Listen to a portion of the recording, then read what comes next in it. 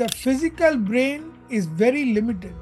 Even if you practice meditation and you control your brain, you are still limited. Why? Because to really understand consciousness, you cannot have this physical body.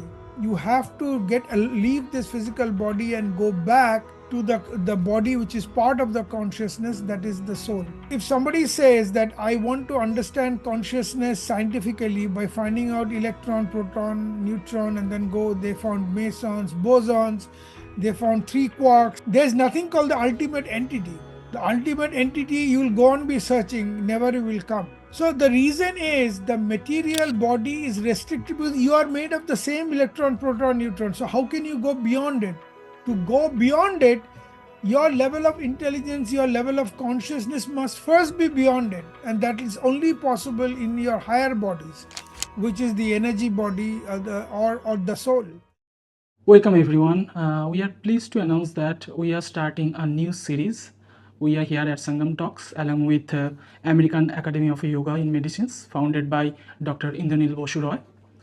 Indranil Bosu Roy will give his talks on yoga, human reality and consciousness, spirituality, and its application on cardiac disease related issues. Dr. Basura is an interventional cardiac electrophysiologist currently based at the Memphis VA Medical Center in Memphis, TN, USA. He serves as an adjunct professor at the University of Memphis and holds the position of visiting professor of cardiology and head of integrative cardiology at AIIMS Rishikesh, Uttarakhand, India. He is the founder of American Academy of Yoga in Medicine, AYM, where he endeavors to elucidate the scientific basis of yoga's cardiovascular benefits. Dr. Ray embarked on a spiritual journey at an early age and is disciple of Kriya Yoga under the guidance of his gurus Swami Hariharananda Giri and Parameshwar Yogananda Ji, both direct disciples of Yukteswar Giri, who in turn was a disciple of Lahiri Baba and ultimately tracing back to the Mahavatar Babaji, also known as Gorakhnath. From the Nath tradition, this lineage grants him profound knowledge of Kriya Yoga, philosophy, and meditation practices.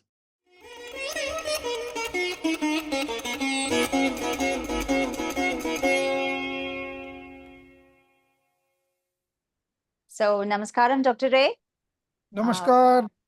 And welcome to this segment. It's going to be a beautiful one. We're going to stitch together the medical arena with yoga and consciousness as the subject.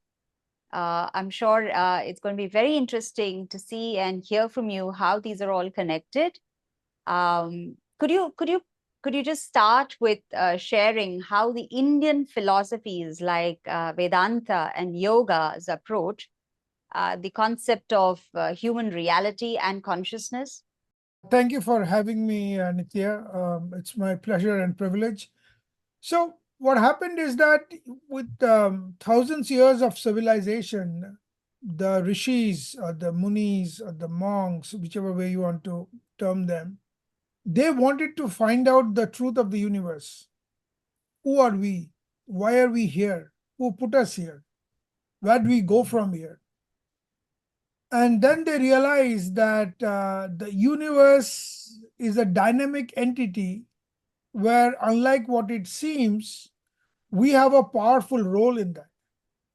And unlike what common people even today believes, oh, God created me and God made me so sad and God has not given me this, but he has given that guy that.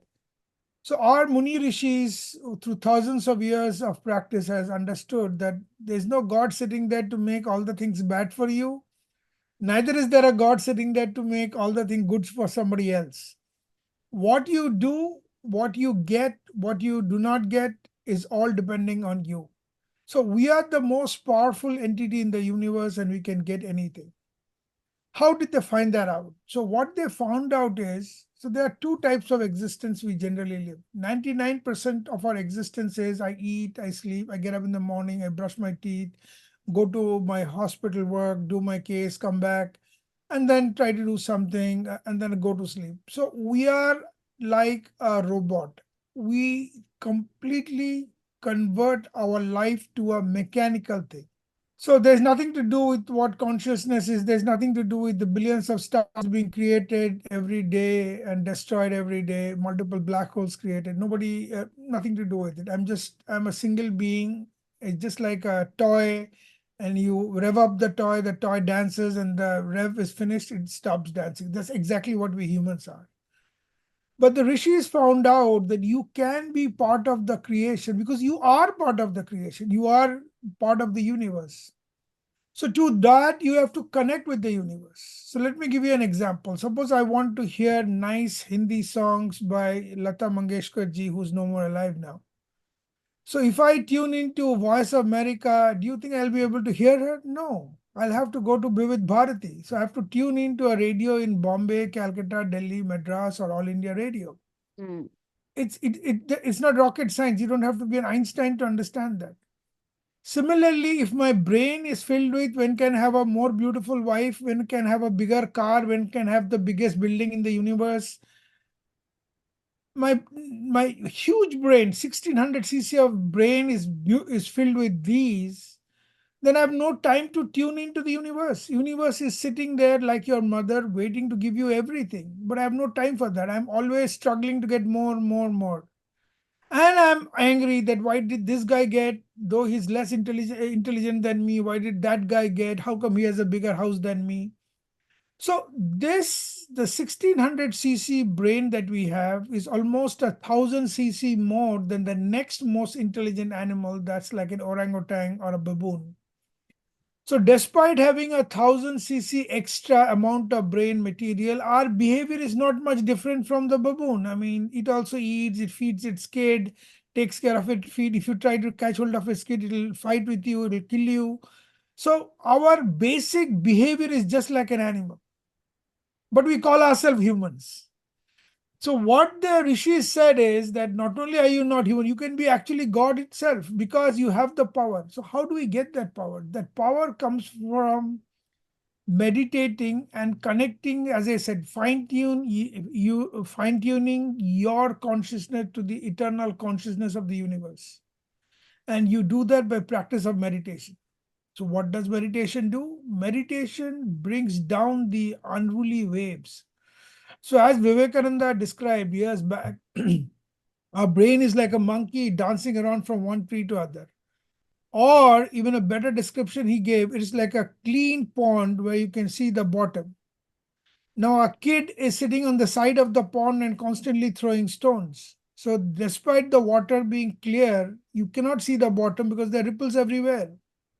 So that's a better example because what Vivekananda said, a guy who just passed literature, today's scientists say exactly what Vivekananda said. Our brain is filled with wrinkles. Our brain has waves called the beta waves. So looks like it's super active, but actually it is sleeping because these beta waves are those ripples that he talked about in that clear pond. So despite having clear water, you cannot see the bottom.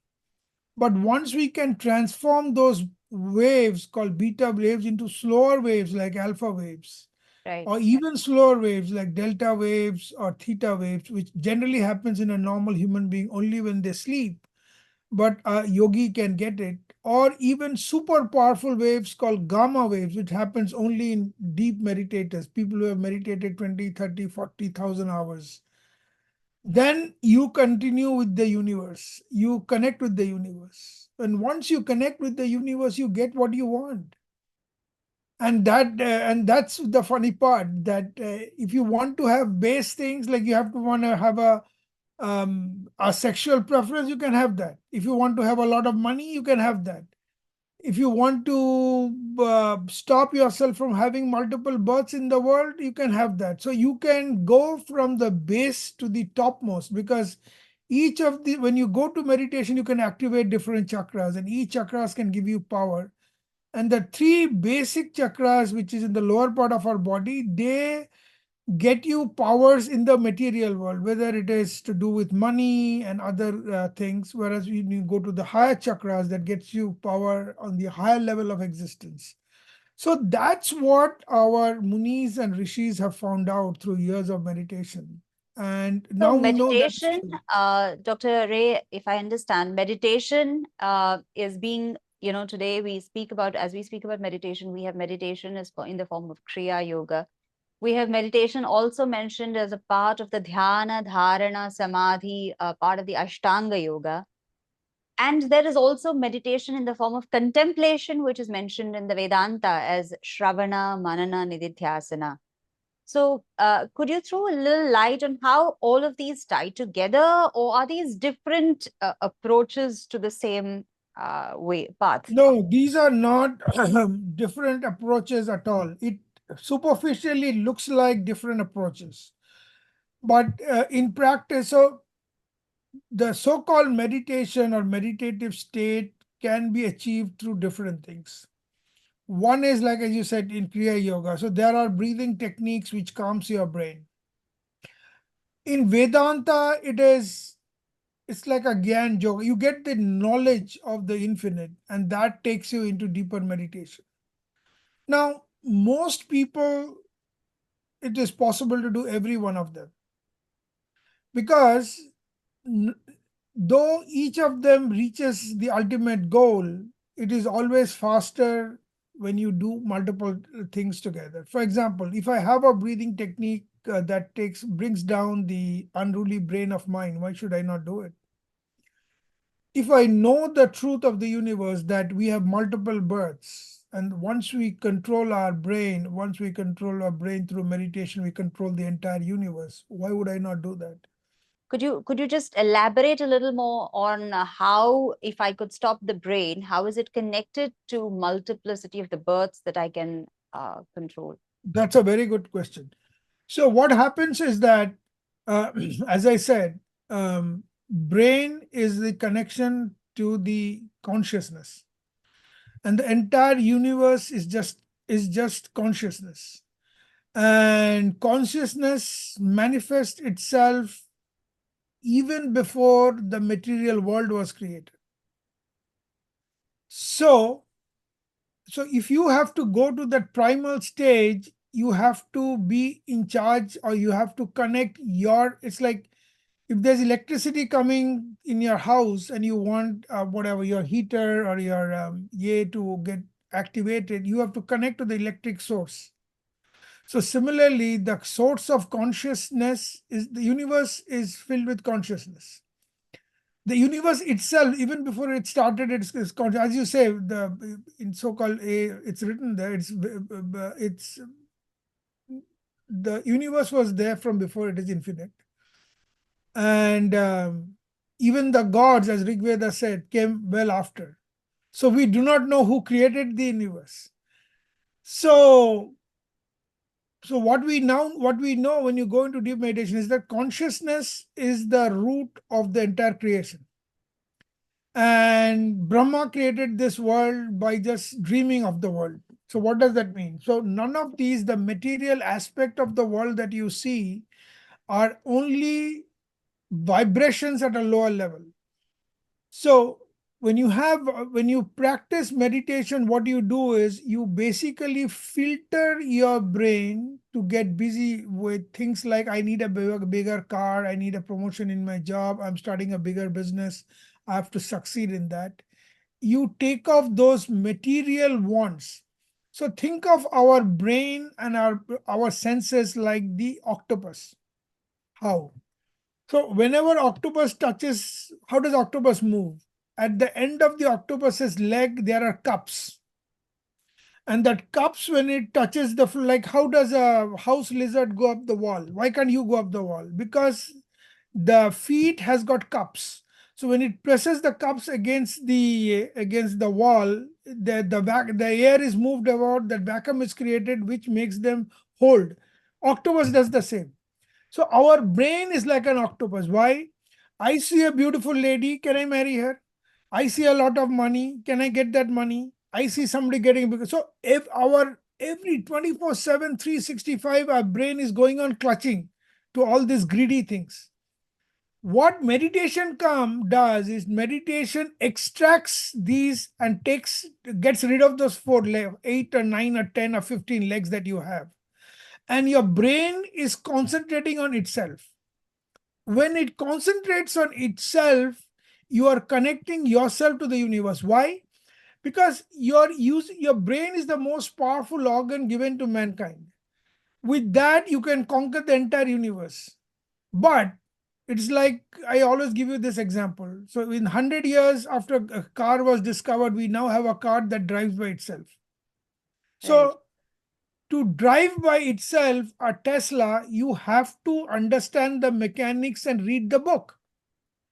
Now, Nitya, tell me, is there any reason why you cannot drive Tesla like a broken ambassador? No, you can still go from place A to place B without reading the book or without starting its super. It has got like say 18 cameras, 24/7. It is looking for everything. So it'll make you cross the street. It'll stop when there's red light.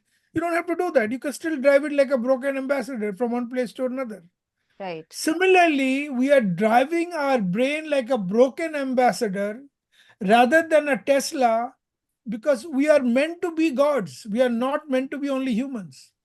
And because what is a human? Other than having better intellectual, if you compare us, let me compare us with three lower animals. A snake takes care of its babies. You and I take care of our children. Right. A snake, you try to take a snake's baby from it, it'll hit. It'll even kill the male snake that has created those. Why? For its babies. So we humans do the same thing. Whether it is our babies, whether it's our property, we behave worse than snake. I'll be worse than even a cobra will not come to you until it feels. The only snake which is supposed to come, I didn't face it, is supposed to be a black mamba which will attack you even you're not. Or anaconda if it's hungry and if it wants to eat you, just like we do that. We kill other animals to eat. But no snake in this world will attack you if you're miles away from it just because it wants to attack you. But every human being, we kill hundreds of whales every day, and we kill it in a horrible way by hitting in their brain and getting their brain out. It is no animal in this world is more vicious than human being. So the question is that this viciousness of us is just like the worst animal on earth. But we can be as powerful as God. How do we do that? When you change what your brain is doing from being a broken ambassador to a Tesla, you reach those realms where you need to go. Does that make sense? So what meditation essentially, does, yeah. So essentially, what you're saying is through meditation, we unclutch ourselves from all those unwanted areas where we have given our attention or unknown, energies, and withdraw those to kind of power ourselves in the right place, which in turn also cuts down our multiple births, because births are a function of the wants and desires, and again getting caught with them. correct. So they kind of, you withdraw those energies which are invested there and plug them back to a higher living. That's That absolutely way. true. And that is good point that you brought about, because why do we take births? We take births to take the experience. Right. That is the reason. The day you can stop the need for any more experience, you stop taking birth. And that's why people who reach samadhi, nirvikalpa samadhi, they can stay on earth for a short time, because the amount of energy they get is so powerful that having a material existence, A, is not needed, B, you cannot, because this is a material world. So material world has got lower vibrations only. Your vibration goes up to such an extent that you don't need to stay on earth, or you cannot stay on earth anymore. So tell me one thing, Dr. Ray, especially because you come from the medical field. The brain essentially is an organ, whereas consciousness is something far beyond the physicality of the world and the organ, or and so perceived, right? So how does really the brain, um, transcend that physicality to experience the beyond? How is it as an organ physical, but yet becomes the conduit to experience the beyond? Could you just share your insight on that? Sure, absolutely. So the so modern science, since it's materialistic, modern science still believes that brain creates consciousness. Brain does not create consciousness. Brain just sees a limited part of consciousness. And I'll give you an example. When you move around, do you see a ghost? You don't see a ghost. Suppose standing next to me, Swami Vivekananda, can I see him? No, I cannot see him. Why? Because our brain is tuned to live an existence on earth. It is tuned to just provide me with enough that I need for a normal existence. So it interprets consciousness, that too only in a limited sense, as needed for my existence. So a snake's consciousness is same as it needs for a normal life. An alligator's consciousness is as much as it needs for its normal life. And my consciousness, my brain interprets consciousness only that level that it needs. And that is why I can't see beings which are at higher frequency, because my eyes can only see between 350 to 750 hertz frequency. Unlike a dog, I cannot hear a thief coming into my house. The reason is I can only hear between 20 to 20,000. A dog can hear much lower frequencies. So if Right. you're also coming at night at a very slow pace, the dog will know, and that's why they bark. So every animal in this world has been created. They have a brain of different size and different complexities to interpret consciousness. Mm. So consciousness is something that prevails in the entire universe, and we do it. And you're absolutely right. The physical brain is very limited. Even if you practice meditation and you control your brain, you are still limited. Why? Because you're made of the same structure that is trying to interpret what is behind it. Correct. Okay. So to really understand consciousness, you cannot have this physical body. You have to leave this physical body and go back to the body which is part of the consciousness, that is the soul. So once you're part of the soul, you're part of the eternal consciousness. So if somebody says that I want to understand consciousness scientifically by finding out electron, proton, neutron, and then they found mesons, bosons, they found 3 quarks, there are hundreds of quarks, because there's nothing called the ultimate entity. The ultimate entity, you'll go on be searching, never will come. So the reason is the material body is restricted because you are made of the same electron, proton, neutron. So how can you go beyond it? To go beyond it, your level of intelligence, your level of consciousness must first be beyond it. And that is only possible in your higher bodies, which is the energy body or the soul. But the physical body is extremely restricted. Why is it restricted? Because on earth, you do not need those powers. If I started seeing ghosts that really exist all around me, what will happen to me? I'll be I'll be a psychiatric patient. So this So is very interesting because as a doctor, you are saying that, there's a body and there are energy bodies. So could you I mean, how do you as a doctor, coming from a scientific background early on, how did you kind of get in touch with this possibility of understanding the energy bodies? One, that's my first question. And the second question is, how do you therefore, with this understanding, bridge the medical and the consciousness part of it? Because that's the key, I feel, as a doctor, when you interact with your patients and you tell them, look, your energy body, and they'll be like, I've come to the doctor for my physical ailment, and here he's talking about the energy body. So how do you bridge these two? So a little background on how you actually reconciled or understood this aspect of consciousness, which is beyond the body, being a doctor. And two, how do you bridge this as a medical professional? So let's go to the first part. So first part is that I started meditation at 6 years of age, and I've been meditating Wow. since then. I'm 50 plus now, so more than half a Wonderful. century of meditation.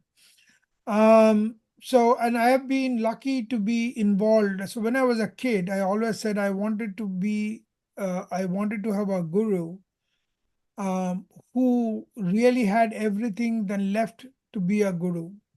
Unfortunately, what happens is not many gurus are like that, because in India, what we find is somebody coming from a poor family lands up in an ashram. In 50 years, he becomes a big guru, even if he is an honest guru like that. And of course, we have all these fraud gurus roaming around the country at every turn. Forget about them.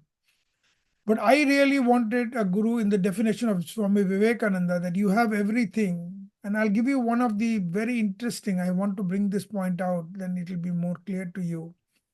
Brahmananda, who is the first president of the Ramakrishna Mission, one of the 12 disciples of Ramakrishna, said that a rishi or muni is somebody who controls sex.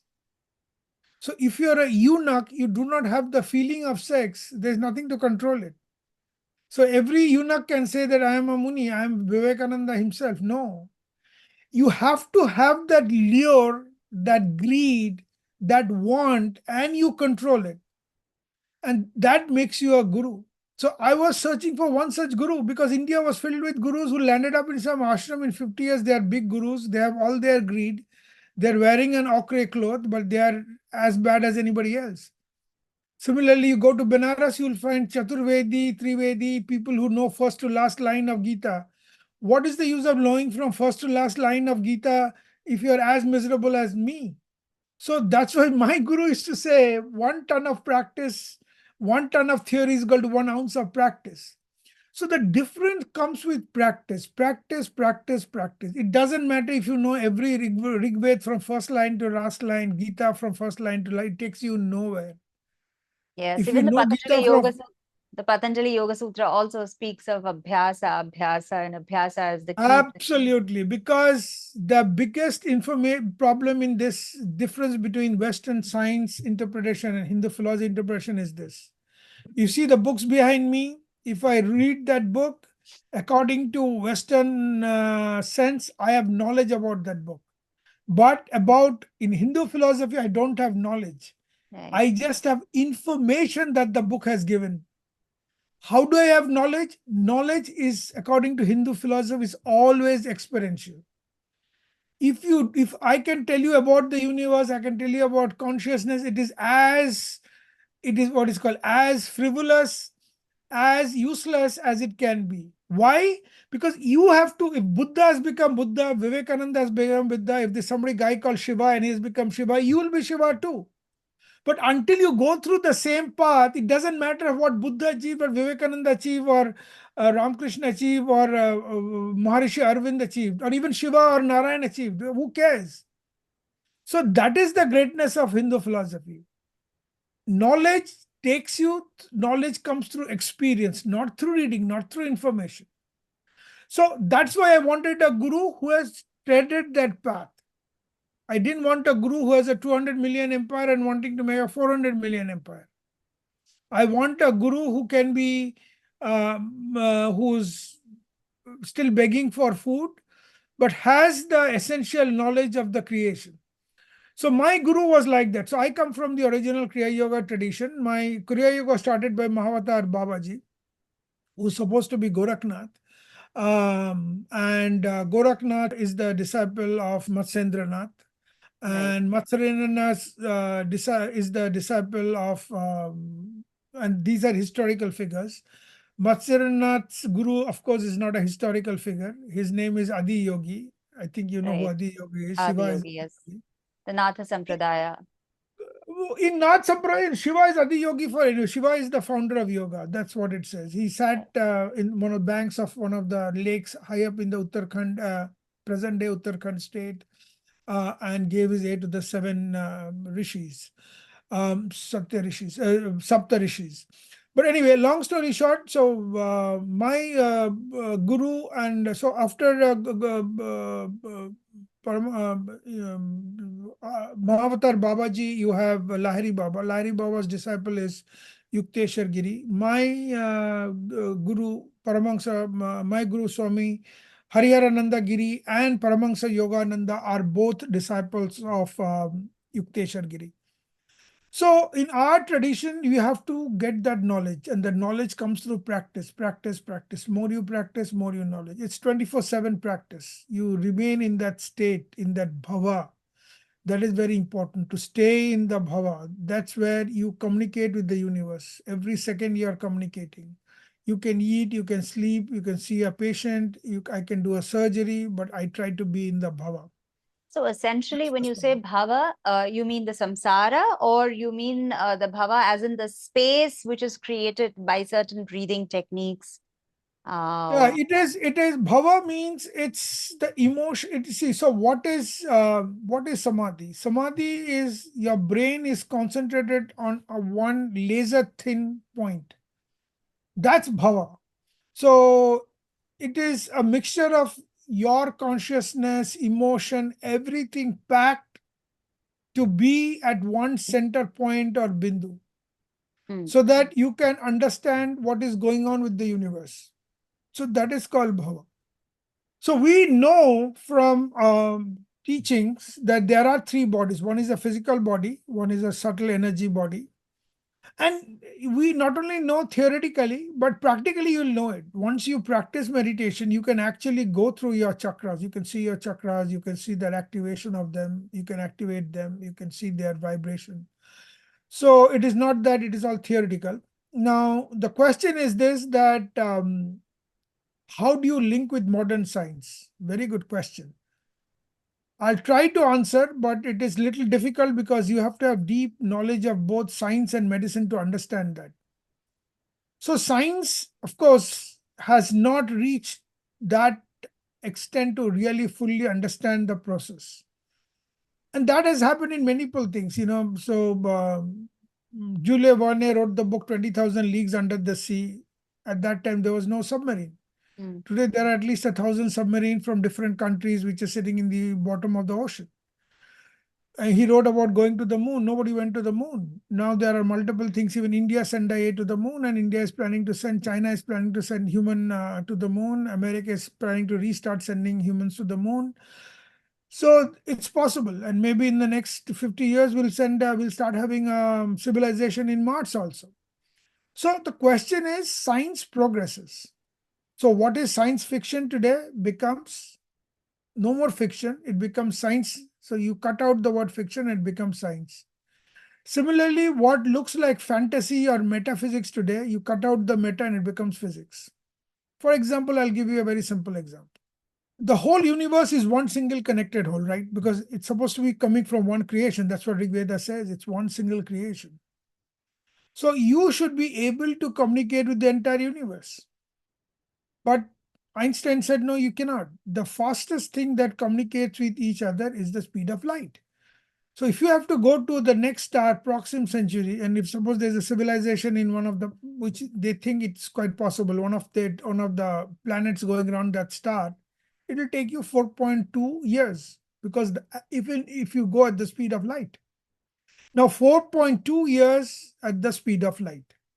So whatever science said, based on science, whatever Rig Veda said is complete nonsense. You agree to that? So if I have to go to the other end of the universe, it will take me forever.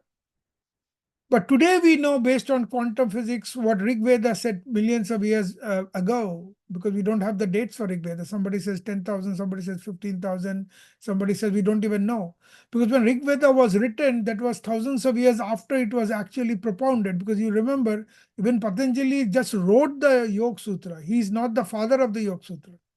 The father we don't know. We think Shiva is the father. But it was written down for the first time by Patanjali. And even that we don't know the timing. But there's 5,000, 10,000, 15,000.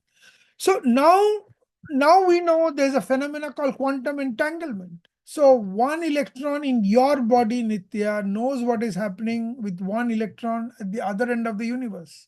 So Einstein was proved wrong. Einstein did not agree with it. Initially he said, this is spooky action. This cannot be true. But Niels Bohr said, no, that is the truth. The whole universe is one quantum whole. It can communicate. You do not need a third element like sound. I'm talking to you, you're hearing me. Why? Because sound is carrying my information to you. If I put in a light and you see the light, because light is being carried to you so you can see it. Light and sound are third party elements. You don't need a third party because it's one whole.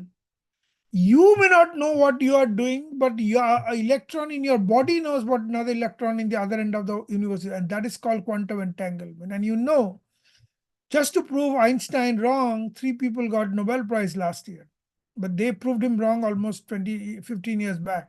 But Nobel Prize always comes late, doesn't come immediately. And 3 different groups who helped through multiple experiments to prove Einstein wrong came last year. So you have to understand science develops. So let me give you a simple example. Everything in the body needs energy. So for my brain to do whatever it does, computing, I mean, we don't even have a computer that is equivalent to a cockroach's brain. Remember that, leave alone human brain. So this amount of computing needs energy.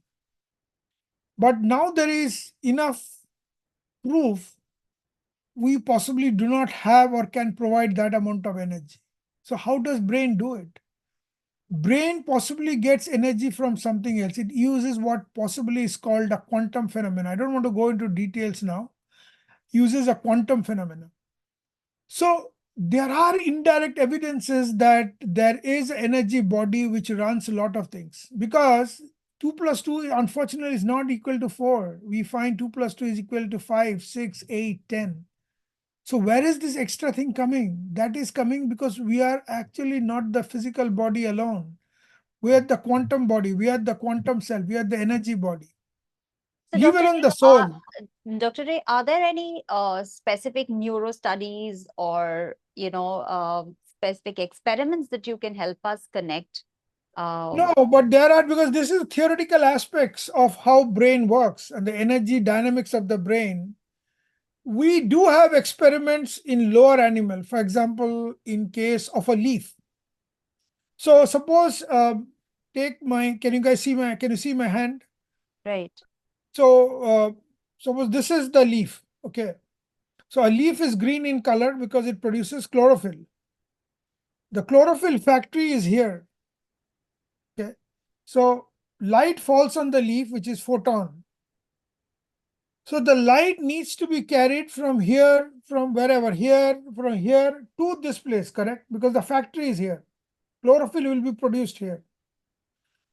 A leaf, including algae, which is the oldest living being on Earth, maybe 10,000, 15,000, 20,000 years we are living, I don't know. But that is few million years old. It is the oldest living plant in the world. Even algae has to do the same. But none of them have a single leaf. You go outside, you see a blade of grass, lowest animal on earth, or the leaf next to you. You think you are much more intelligent than him, and we as a human being is much more intelligent. But the leaf next to you has got a technology which even today we cannot do it. Take all the intelligence, take United States of America, most brilliant scientists all over the world, nobody can do it. Why? So it uses something called quantum phenomenon. So because it doesn't, so when light falls in all these places, it cannot go to the factory because the amount of energy that will require, leaf does not have that energy.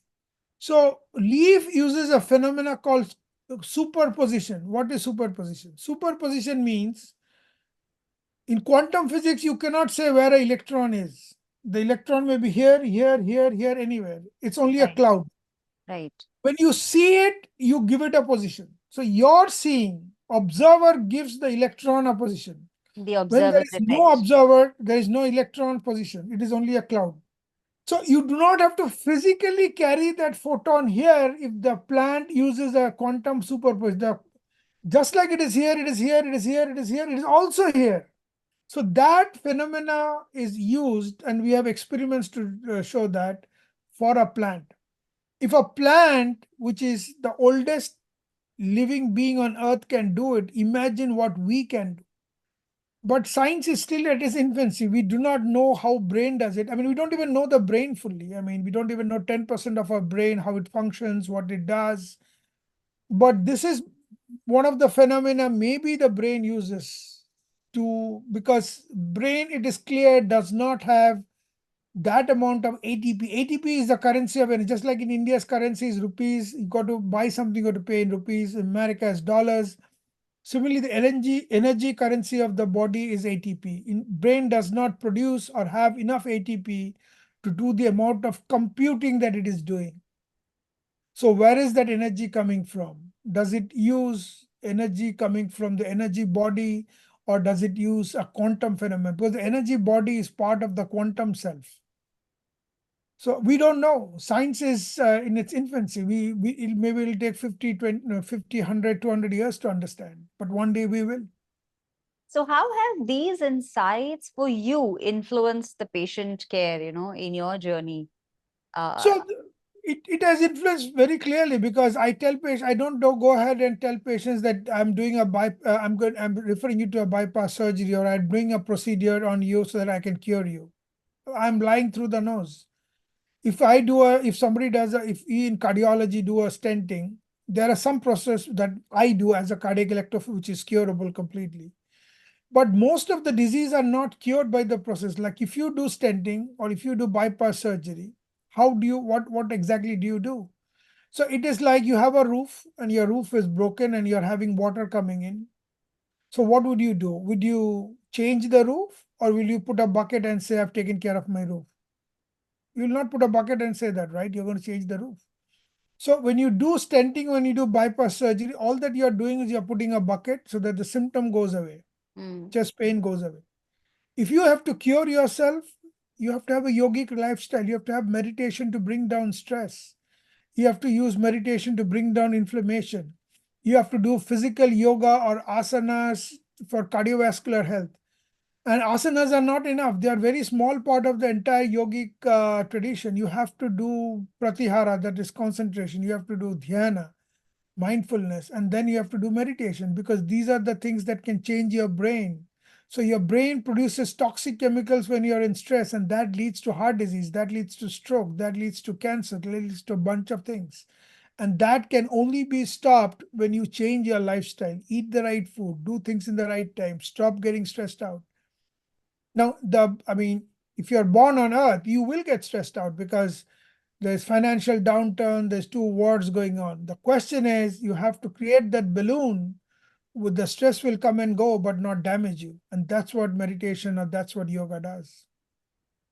So, what are the challenges that you typically face when you have to explain these concepts to your patients or connect these aspects to their medical, So processes? most of the people nowadays are pretty well informed. The problem is, the challenge is not trying to explain. The challenge is getting people lost, because they'll end up with the wrong guru who has no knowledge and just minting money, fooling people. Second of all, the problem is that most people, because things like yoga, meditation have become super popular. I mean, there are more than 300 to 400 million people all over the world who does yoga. In India, almost everybody knows about yoga. In America, almost everybody knows about yoga. But connecting them to the right person is the most important. And once they connect, the bigger challenge is to have the dedication inside you so that you can live that lifestyle. As I told you, I can give you a lot of information. That information is useless to you. It goes through one ear, comes out of the other ear if you do not change your lifestyle. Right. So that change is more difficult. And that's why we do yoga, we do meditation sessions, we do meditation workshop.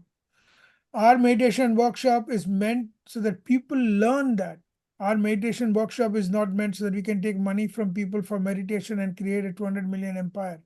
What will I do with the empire? I've come without anything, I have to go without anything. If I could have taken that empire with me, I would have certainly done that. And that's true for everybody, for you, for me, every human being on this earth, even every animal on this earth, because every animal will ultimately be human being, because that is the way of progression of the entire life in this earth. So the question is that the challenges are not into getting people to understand. I mean, there are some people who are born blind. Born blind does not mean that they are actually blind. Their eyes are more open than you and me, but their brain is blind. They behave like horses. They can't see the totality of the picture. I don't even waste time trying to tell them, because they are not even 1%. They are like 0.001%. So a lot of people, because of their political ideology and other things, they would like to remain blind. God bless them. I have no problem with them.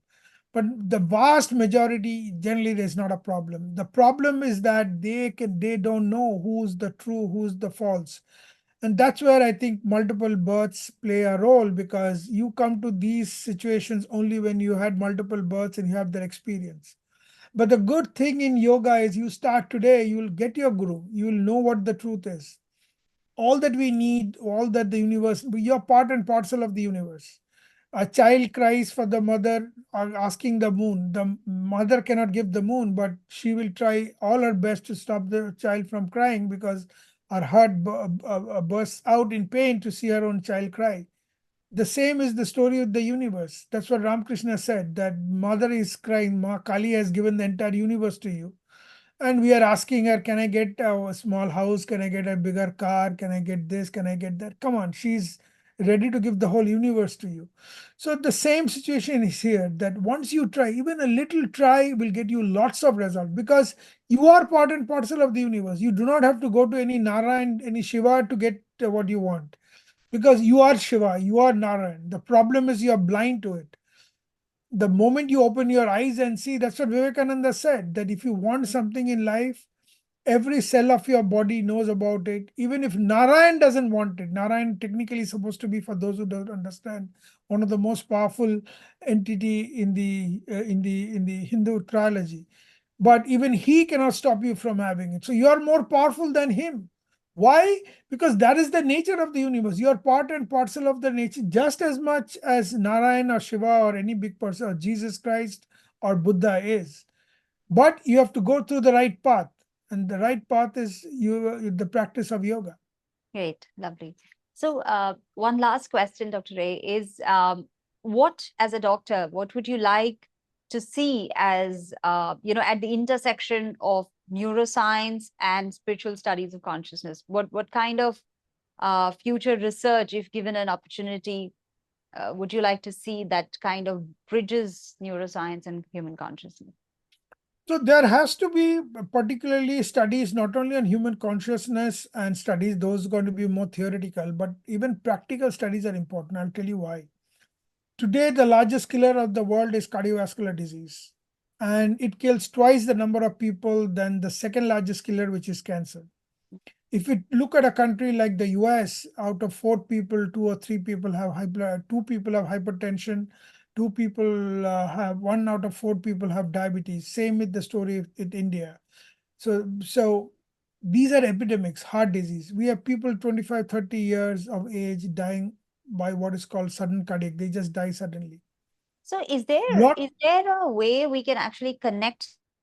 Yeah, absolutely. So that's what I'm coming to. So what we can do, if these guys, so there has to be more research, clinical research on how yoga brings down stress. Now we already have a lot of research, but we need more research.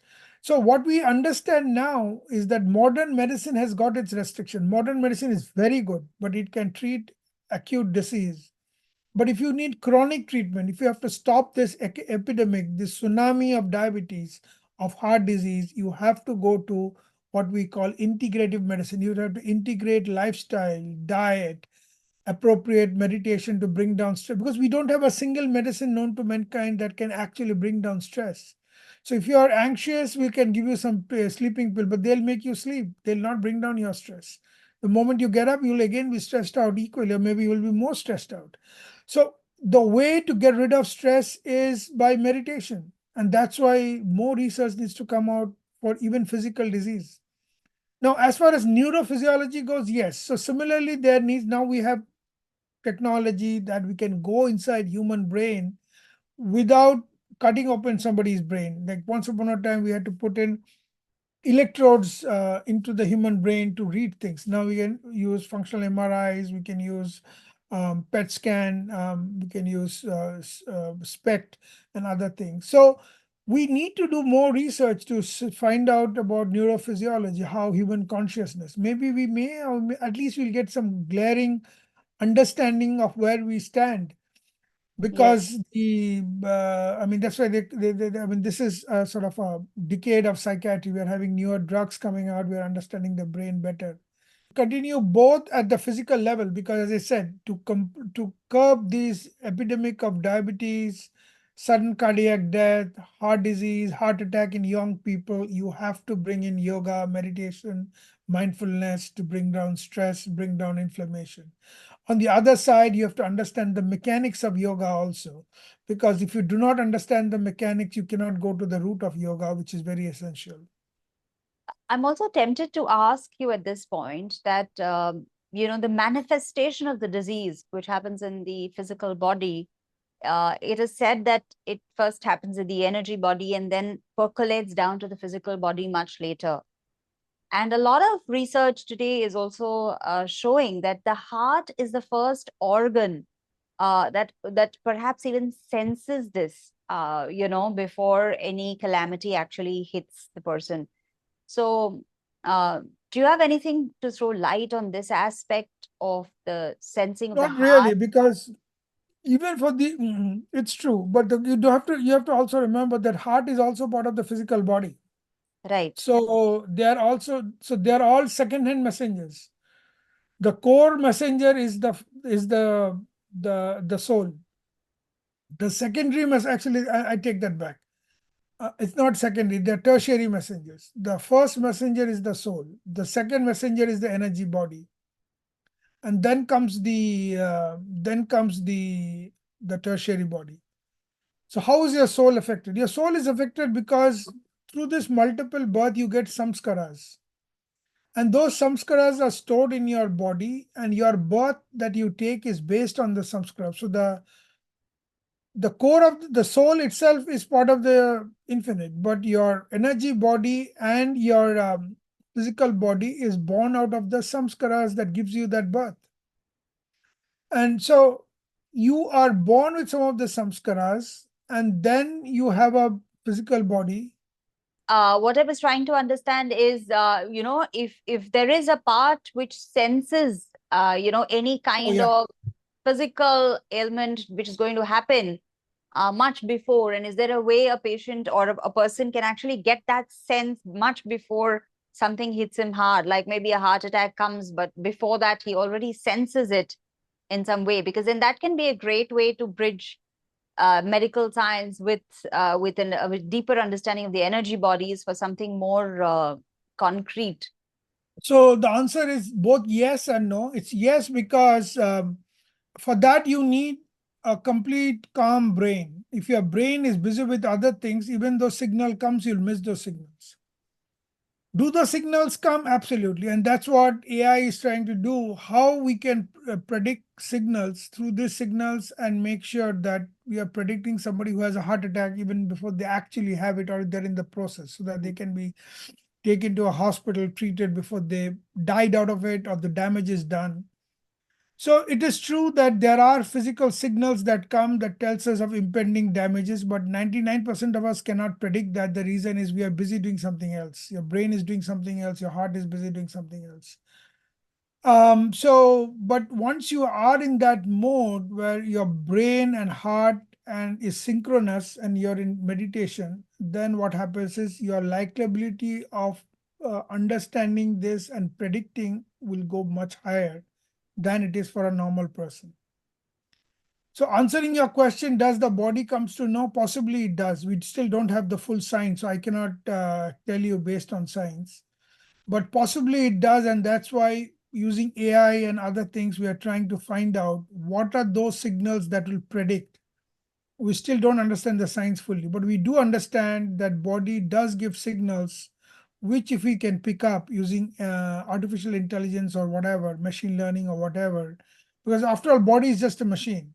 So I think it is true that body does get some of those signals, but to interpret those signals, you need that amount of brain, heart, synchronicity as well. The brain should have that amount of calmness.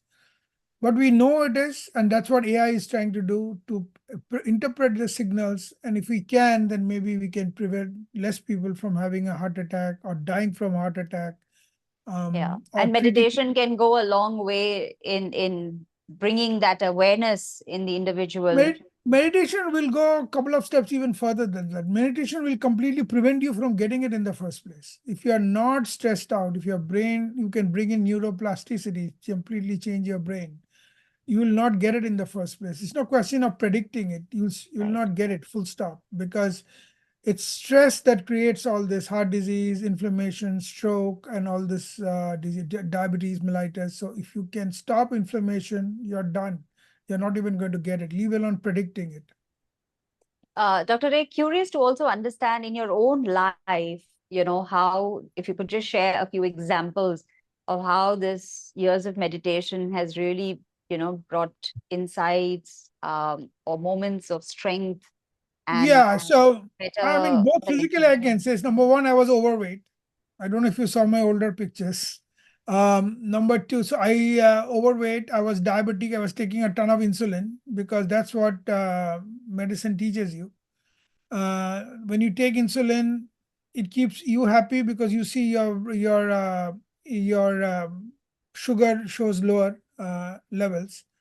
An endocrinologist who treats your diabetes also happy because she can show you or he can show you that based on his prescription you are better. But actually they are pushing you towards your death, because what insulin does, it increases inflammation. Maybe we don't know for sure, but what it there's some there's some understanding that possibly it does.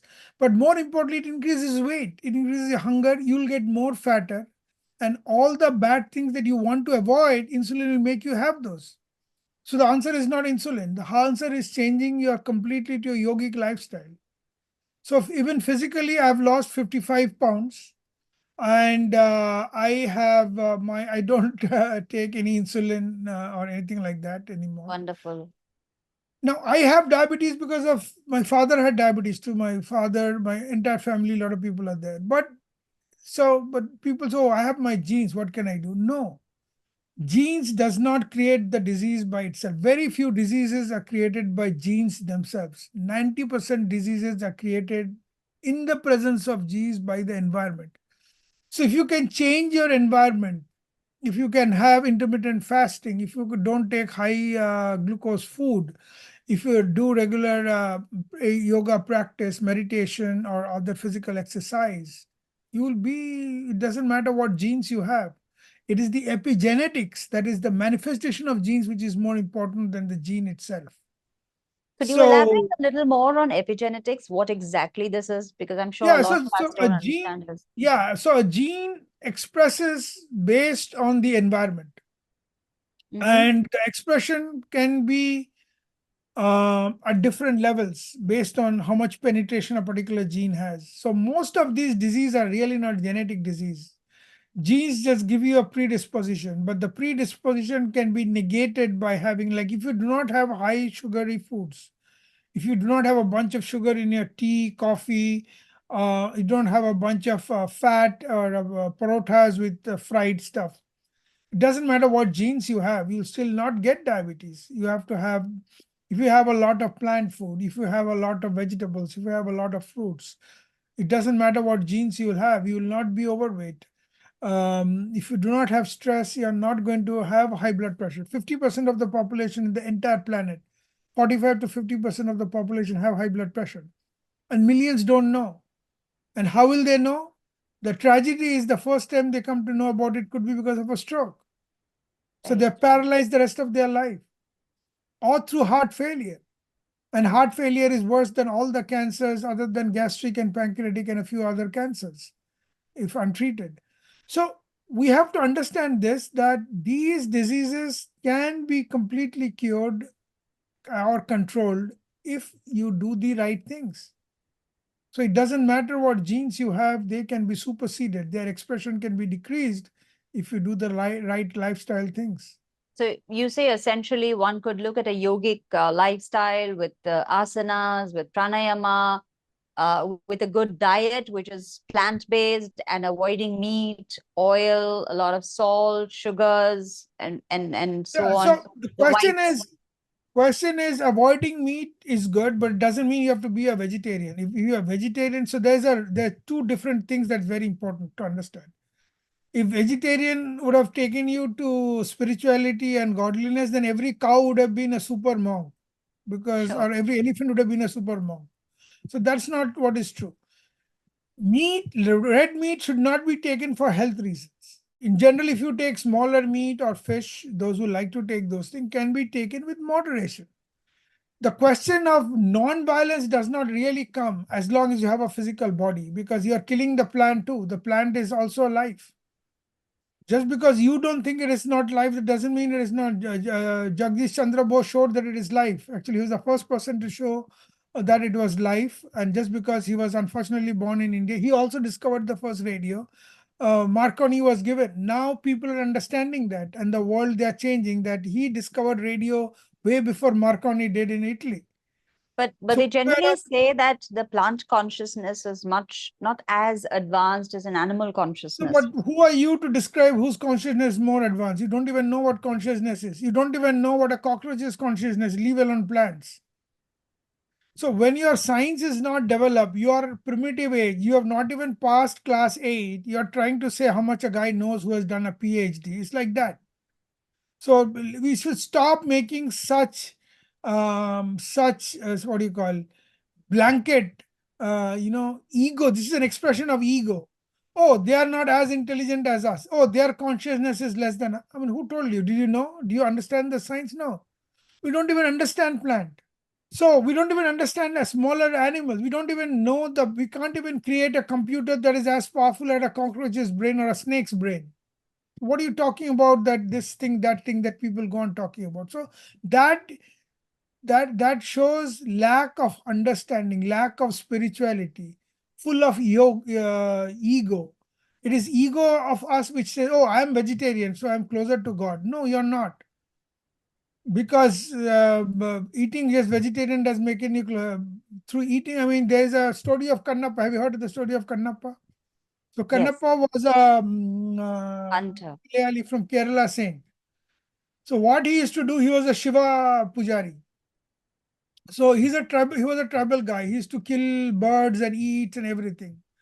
So, and every day, so there was a temple, he used to go and pray to Shiva, and he used to give all those killed meat. Half he used to eat, half he used to give Shiva. Blood coming out from the chicken or bird, he couldn't wash it properly. And some wild flowers, not even the right flowers, and he used to give. So the temple priest and everybody were very angry that this idiot, this guy, he's a tribal. He doesn't even care about Shiva. Instead of cleaning Shiva, taking care of him, this is what he does. So, and then they told him all bad things. They kicked him out, and all those things happened. And then, but he would continue to come and do. So the story goes like that. How much I do not know, how much of it is true or false, but this is the story which goes. One day the pujari came early in the morning and he used to come at the night because he used to be awake all night killing birds, and then in the early morning throughout the evening he'll pray he'll sit and pray and give all those dead birds and a bunch of wildflowers, some grass, a bunch of dirt attached with the grass. He'll give to Shiva every day. And this guy used to come in the morning, the pujari, and he used to clean that place and he used to curse. So one day he came early in the morning, 4 o'clock, and he found that Shiva's one of the eyes is bleeding. So he ran off. He got scared, so Shiva got angry. I must have done something wrong. He ran off. So Kannappa, as usual, comes in the evening with all his dead birds that he killed and his dirty flowers and dirty grass. And he sees, so he takes an arrow, takes out one of his eyes and gives it to Shiva. So you tell me, this guy who's a non-vegetarian, kills birds and hunts and eats, is he closer to Shiva or the pseudo-vegetarian eating priest who's closer to Shiva? That's how Shiva proved it, who's closer to Shiva. So let's not try to make ourselves super pure by all this false attachment. These attachment, I'm vegetarian, I don't do this, I don't do that, that has no meaning. So these are all, I mean, whether like you're wearing nice jewels in your ear. Tomorrow you might be wearing another jewel. Is that jewel part of Nitya? No. These are all superficial ornaments. So being vegetarian, doing this, being that, they're just superficial ornaments. Our physical body, based on what you are coming from a vegetarian family, or you like vegetarian, or you were non-vegetarian and you converted, so you're doing vegetarian. God bless you, do that. But don't start putting ego and color and super importance to it. It is just a way of life that you have chosen. You like it, you have chosen. A tribal can be as beloved to Shiva or more beloved than you, and he could be eating all the meat known to mankind. So that's the way we have to understand these things. It's just like the jewels you're wearing. Tomorrow you'll wear something else, because none of these jewels is part of you. You are you. These are all ornaments that you're wearing. So all these are like ornaments, Does that ever been able to make you understand the how we human bring ego into everything and try to show that we know more than we are more conscious than the plant. No, how do you know the consciousness of that plant? That plant does not. Today, if there's a snake next to you, you will run off. What does that show? That means you have a nervous system that is immature. So Plant has a as part of the Kriya Yoga system, there is no such binding in terms of the no yoga has a binding. These bindings are created by gurus to get people to fall into those traps to follow them. Where does Patanjali Yoga Sutra says, yeah, if you become a monk, that is different. Monk has a different lifestyle. And Kriya Yoga is meant for common people. Why did Babaji bring out in the Kali Yoga, you can reach the same power of monkhood by being a family person. And that's why some of the biggest people in Kriya Yoga, like Lahiri Baba, had 5 or 6 children. Yukteswar Giri had one child, but he became a sannyasi after his wife died and his daughter grew up. My guru, Paramahansa Yogananda, they are all rishis. Goraknath, of course, is a Muni, rishi. So you have combination of both. Nowhere does it say that, I mean, what is the use of wearing a ochre cloth if your inside is as bad as you and me who are having a family life? So the question is that in Kriya Yoga or any yoga for that matter, show me one place which says that you are more closer to God because you're vegetarian and somebody else is not just because he eats meat. No, because as long as you have a physical body, you need to keep the physical body, you need to eat. Once you give up your physical body, you don't need to eat. So you don't have to be vegetarian or non-vegetarian or anytarian because you don't need physical food. And there are rishis which you know there are records of people who don't eat. They can take their energy directly from solar despite having a physical body. But that needs special kriyas and ages, decades of practice before you can achieve those status. So I don't want to even bring that into today's discussion, but for 90% normal people, you need food, and what food you eat is just meant to give you energy. But yes, killing an animal for no reason is a crime. Just like wasting food, even if it's rice, is a crime because you kill that extra plant and you're not eating it and you're throwing it away. so good. Thank you so much, Dr. Basure.